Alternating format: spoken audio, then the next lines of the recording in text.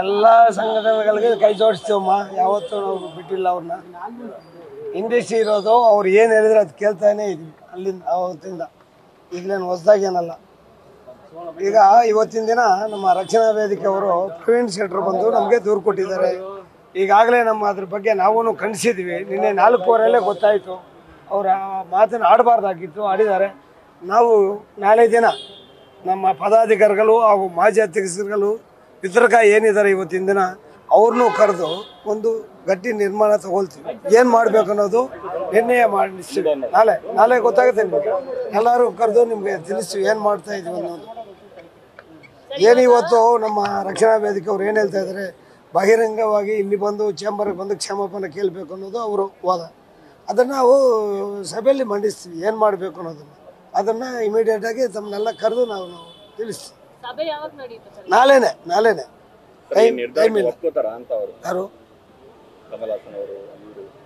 Sir ಈಗ ನಮ್ಮ ನಿರ್ಧಾರ ಅನ್ನೋದು ನಮ್ದು ಇದ್ದೇ ಇದೆ. ನಾವು ಏನು ಮಾಡ್ಬೇಕು ಅನ್ನೋದು ನಾವು ಚರ್ಚೆ ಮಾಡಬೇಕು. ನಮಗೆ ಏನು ಅಲ್ವಾ, ರಕ್ಷಣಾ ವೇದಿಕೆ ಅವರು ಸುಮ್ಗೆ ಆಗ್ತಾರಾ? ಇಲ್ಲ. ಸಿನಿಮಾವನ್ನ ಯಾವುದೇ ಥಿಯೇಟರ್ ಅಲ್ಲಿ ಬಿಡುಗಡೆ ಮಾಡಲಿಕ್ಕೆ ಅವಕಾಶವನ್ನ ಮಾಡಿಕೊಡಲ್ಲ ಅನ್ನುವಂತ ಎಚ್ಚರಿಕೆಯನ್ನ ಕೊಡ್ತಾ ಇದ್ದೀವಿ. ಸರ್ಕಾರ ಮಧ್ಯ ಪ್ರವೇಶ ಮಾಡಬೇಕು. ಕನ್ನಡ ಹೋರಾಟಗಾರರು ಕನ್ನಡಿಗರ ಮಧ್ಯೆ ಆಟ ಆಡಬಾರ್ದು. ಮಾನ್ಯ ಕನ್ನಡ ಮತ್ತು ಸಂಸ್ಕೃತಿ ಇಲಾಖೆ ಮಧ್ಯ ಪ್ರವೇಶ ಮಾಡಬೇಕು. ಮಾನ್ಯ ಮುಖ್ಯಮಂತ್ರಿಗಳು ಉಪಮುಖ್ಯಮಂತ್ರಿಗಳು ಮಧ್ಯ ಪ್ರವೇಶ ಮಾಡಬೇಕು ಅನ್ನೋ ಒತ್ತಾಯವನ್ನ ಮಾಡ್ತಾ ಇದ್ದೀವಿ.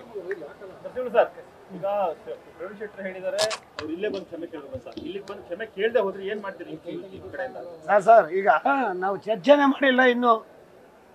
ಅವರು ನಮ್ಮ ಈ ಕಡೆ ರಕ್ಷಣಾ ವೇದಿಕೆ ಅವರು ನಮ್ಮ ಹೇಳಿದ್ದಾರೆ, ಬಹಿರಂಗವಾಗಿ ಇಲ್ಲಿ ಚರ್ಚೆ ಇದು ಮಾಡಿ ಕ್ಷಮಾಪಣೆ ಕೇಳಲೇಬೇಕಂತ ಹೇಳಿದ್ದಾರೆ. ಅದನ್ನು ನಾವು ಅವ್ರಿಗೆ ಕೇಳಿಸೋಕೆ ಟ್ರೈ ಮಾಡ್ತೀವಿ, ಮಾತಾಡ್ತೀವಿ. ನಮ್ಮ ಸಭೆ ನಡೆಯುತ್ತೆ, ಅದರಲ್ಲಿ ಚರ್ಚೆ ಆಗಿ ಏನು ತೀರ್ಮಾನ ತಗೊಳ್ಳೋದು ನಿಮಗೆ ನಾಳೆ ತಿಳಿಸ್ತೀವಿ. ಖಂಡಿತ ಚರ್ಚೆ ಮಾಡಲೇಬೇಕಮ್ಮ. ಈಗ ನಾನು ಏಕಾಏಕಿ ಒಬ್ಬ ಇಲ್ಲಿ ಎಲ್ಲರದು ಅಡಗಿದೆ. ಒಂದು ಥಿಯೇಟರ್ ಆಗ್ಬೋದು, ಡಿಸ್ಟ್ರಿಬ್ಯೂಟರ್ ಆಗ್ಬೋದು, ಏನಮ್ಮ ಖಂಡಿತ ನಾವು ಆ್ಯಕ್ಷನ್ ತಗೊಳ್ತೀವಿ ಸರ್. ಆಗಲೇ ಅವ್ರ ಮಾತನ್ನು ಖಂಡಿಸಿದ್ವಿ 4:15.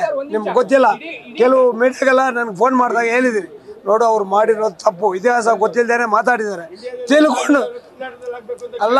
ತಿಳ್ಕೊಂಡು ಮಾತಾಡಬೇಕಾಗಿತ್ತು ಅಂತ ಹೇಳಿದ್ವಿ. ಜನತೆ ಹೌದು. ಈಗ ಕರವೇ ಅವರ ಮನವಿ ಜೊತೆಗೆ ಜನತೆ ಮನವಿಗೆ ವಾಣಿಜ್ಯ ಮಂಡಳಿ ಸ್ಪಂದಿಸಬೇಕಿದೆ.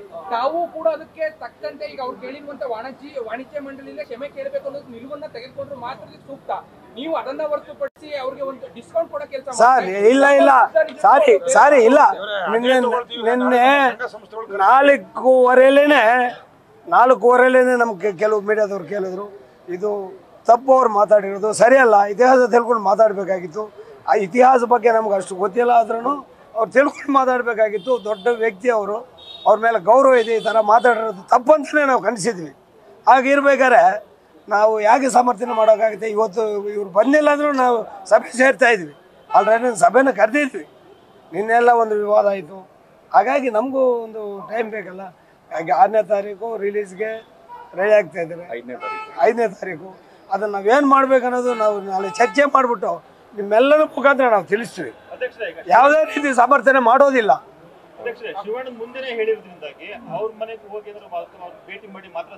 ಸರ್ ಇಲ್ಲಿ ಮೊದಲು ಚರ್ಚೆ ಮಾಡಿ ಶಿವಣ್ಣ ಹತ್ರ ಹೋಗ್ಬೇಕಾ, ಮಾನ್ಯ CM ಸಾಹೇಬ್ರ ಹತ್ರ ಹೋಗ್ಬೇಕಾ, ಏನು ಮಾಡ್ಬೇಕು ಅನ್ನೋದು ನಾವು ಚರ್ಚೆ ಮಾಡ್ತೀವಿ ಸರ್. ಹೋಗ್ಲೇಬೇಕಾರೆ ಎಲ್ಲಿಗೆ ಬೇಕಾರೆ ಹೋಗ್ತೀವಿ. ನ್ಯೂಸ್ ಫಸ್ಟ್ ನಿರ್ಭೀತಿಯಿಂದ ನಿಮ್ಮ ಪರವಾಗಿ.